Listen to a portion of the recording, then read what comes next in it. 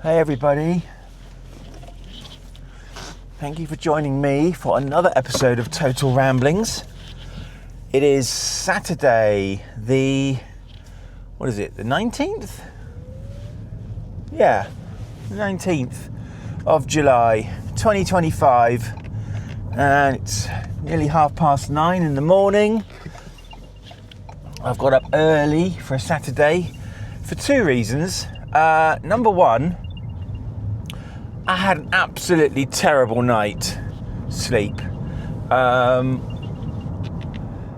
think I woke up every 30 minutes or so, had some very strange dreams that I can't really elaborate on because I didn't really understand them myself, to be honest with you. The other reason I'm getting up early is, about midday, I'm meeting my son Anthony and his grandma, my mother-in-law, at Smith's Toys because he wants to buy a game for his Switch 2. But also, I have a parcel to pick up. Now, I've had major problems, not major problems. This makes it sound like, no, not major problems. Major problems in my head. First world problems, right? It's the final component of my Star Trek, the original series, TOS, Cosplay. I ordered it from Etsy a few weeks ago, and I've been eagerly tracking the progress of it.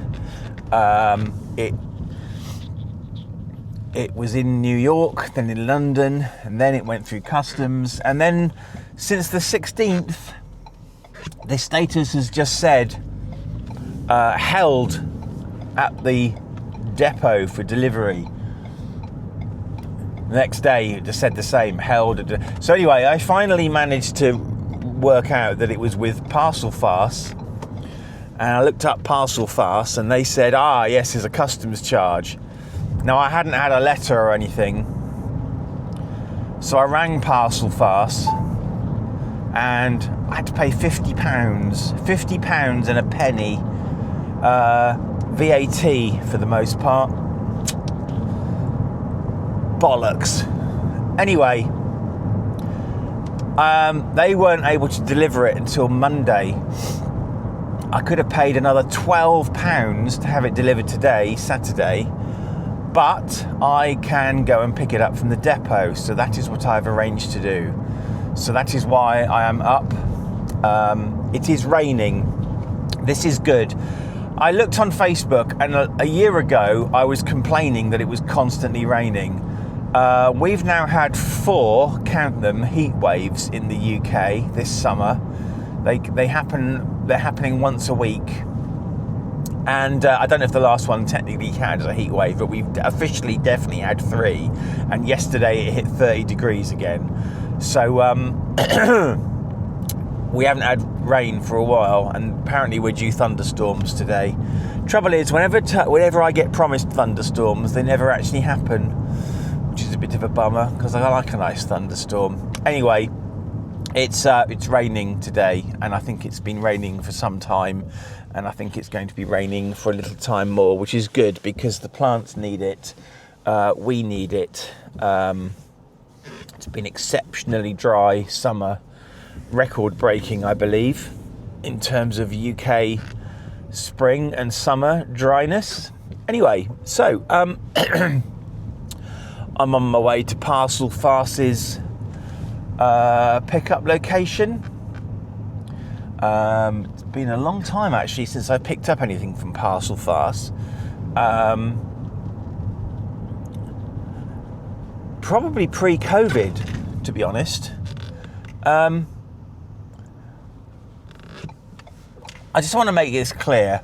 All parcel companies are shit, right? They're all absolutely awful. They're all in a competition with each other to see who can be the most awful. But pre-COVID, the Parcel Force guy, I swear, there would be days when I would be at home all day long and I'd pop out for 10 minutes to collect my kids from school or college or nursery or whatever the hell it was at the time. And that, of course, is when the parcel force guy would try and deliver the parcel. And I swear he's waiting around the corner waiting for me to go out. And I'm not even joking here. There are times when I've pulled back into my road and I've seen the parcel force guy and he's literally smirked at me as if to say, fuck you. You're going to have to rearrange your parcel or come and pick it up. I think, however, so what happened was when COVID happened, basically, they had this policy of no contact delivery. So now they had to leave the parcel. And I suspect that probably blew his mind, and he probably had to resign and leave because I suspect that was unacceptable to him. And basically, ever since then, no issues whatsoever, really, with parcel farce. They'll do a cursory knock on the door and leave it. If not in my parcel box, on the front, underneath the parcel box, or on my front step, or whatever it might be.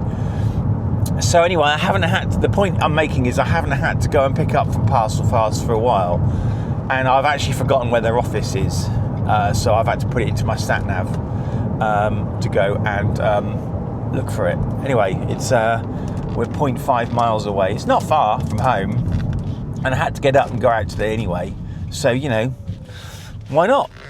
And I'm not waiting for this thing any longer. I'm like a kid. I'm like a child.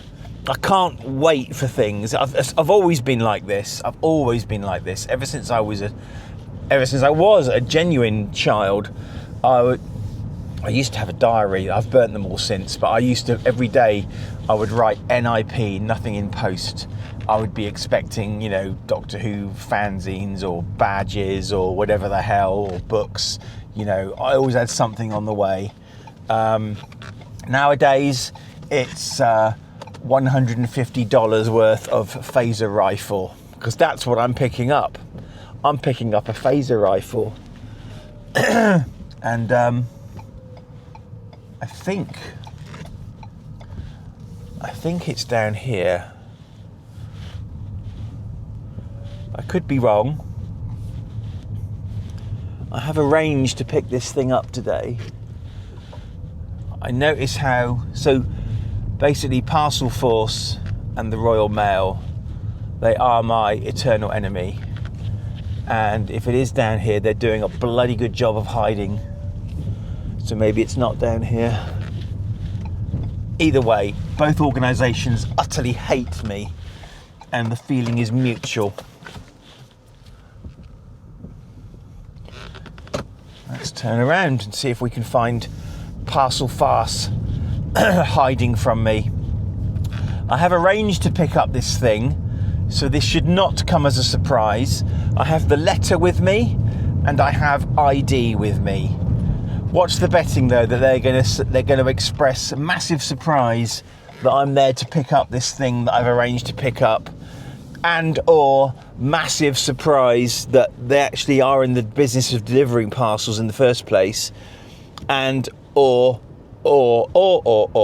massive surprise that they are expected to actually deliver. I'm going to try up here now. No, that's Howden's, and that's a brand new building being built. So it's not up here either. Like I say, it's been a long time. COVID was 2020.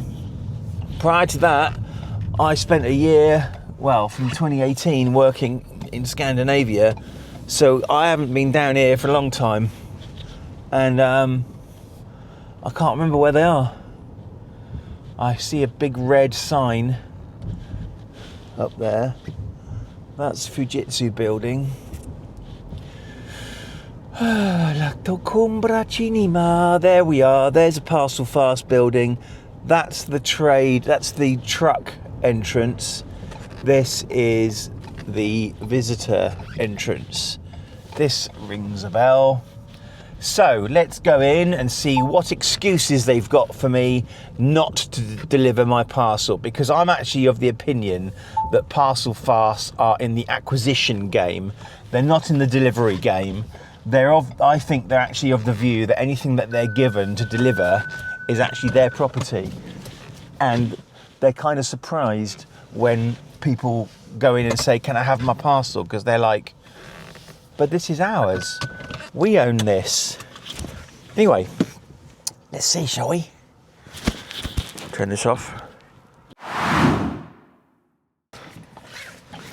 I'm back. Parcel. I just noticed there's blackberries growing on the hedgerow there. Lots and lots and lots of them. I wonder if the staff ever go out and forage. Nice tiny little perk maybe for the employees. Anyway, parcel acquired. Now, this should be the final element of my Star Trek TOS cosplay. I've got the uniform tops. I've got holsters and a pouch for the communicator and the phaser. I know that's not screen accurate, but I'm damned if I'm sticking Velcro onto my expensive props. And I'm damned if I'm going to be relying on a piece of Velcro to keep them on me and save them from being jostled where they could just fall off at any second. So I went with a pouch and a holster, as I may have previously said. I have the proper trousers, which I acquired a few years ago. I have boots, which are not completely screen accurate, but they'll do the job for me and they're comfortable. I've got replacement badge for the red one, which is the gold is flaking. I've got a replacement badge that I need to sew on with gold thread on it instead. So that should be a little bit more resilient. So I've got to do that. Obviously I've got the phaser, I've got the communicator, I've got the tricorder. That and the uniform tops are kind of the things that this revolves around. And in here, a phaser rifle. Not essential, but it looked really cool on Etsy. And in a minute, you will watch me open it, assuming I get home without dying, of course, because one can never be too certain.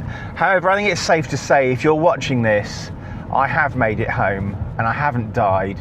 And in fact, I was able to edit and upload this video successfully. If you're not watching this, then you'll never know any of this. And this recording will remain archived forever on my DJI Action 5 Pro camera. Other brands are available. I'm not sponsored by DJI, I just happen to have all of my equipment is DJI. So there you go. Right, so I'm going to shut up now because we're already probably 15 minutes into this video and it's ostensibly an unboxing, right? And you're going to think to yourself, Andrew, where's the unboxing? And that's a fair point. Hey there, we're home now. Just want to show you this. I'm not complaining about the seller. This is a bloody UK customs charge VAT thingy that I had to pay. Completely out of the seller's control. Anyway, here's our parcel. Phaser rifle in here, I believe.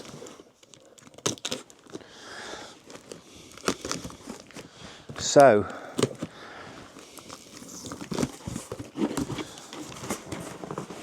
here we go, ladles and jelly spoons. Look at that packaging.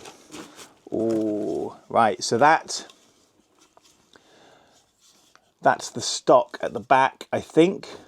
So this thing is 3D printed. And I think that's a magnet. I believe it snaps together magnetically. That is just packaging.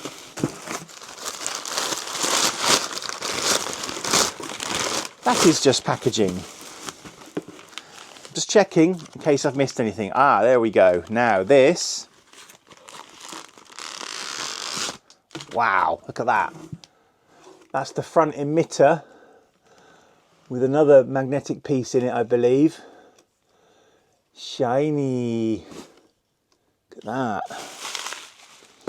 And then more packaging. So let me just get the packaging out of the way.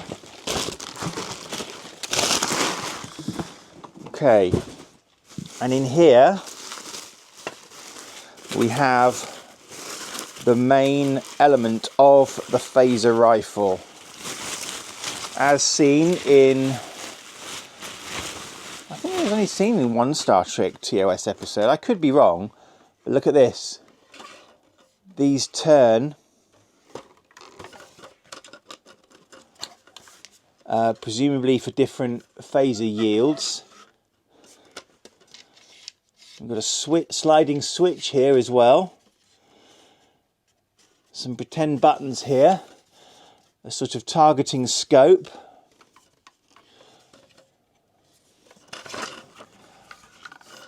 And to assemble this, so that locks in there, and that's quite a tight magnet held in there. Okay. And then this goes in there. Oh, and there's one other piece. There's one other piece. I know that much. It must be in here. Hang on one sec. Where's that gone? There's an aerial sort of piece. Ah, it's in there. It's in there. Right, let me just open this up.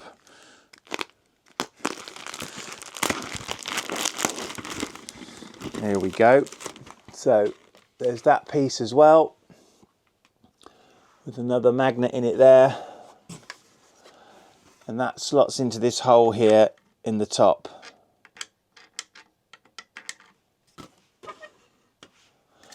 And there is our phaser rifle, with some coloured end elements here. Trigger here. Sort of grill element at the front there.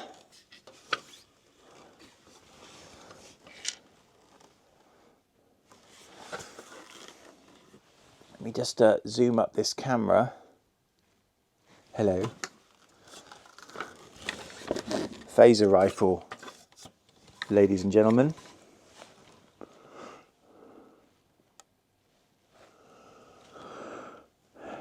Every good home needs one.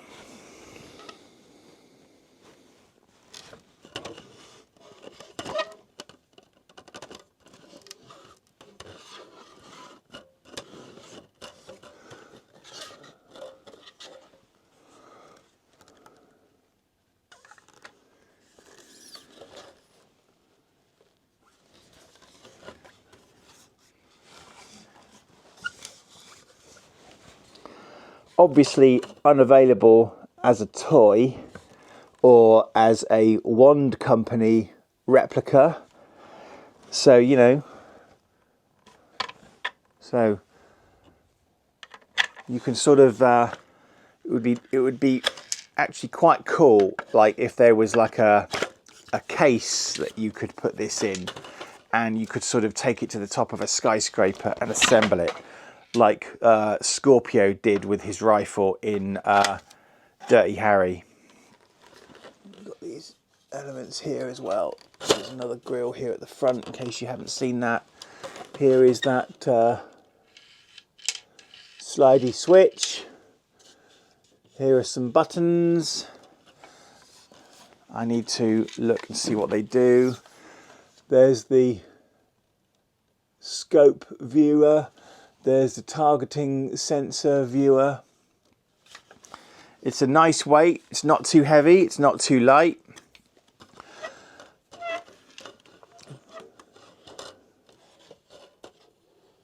That's a lovely detail, the fact that that spins.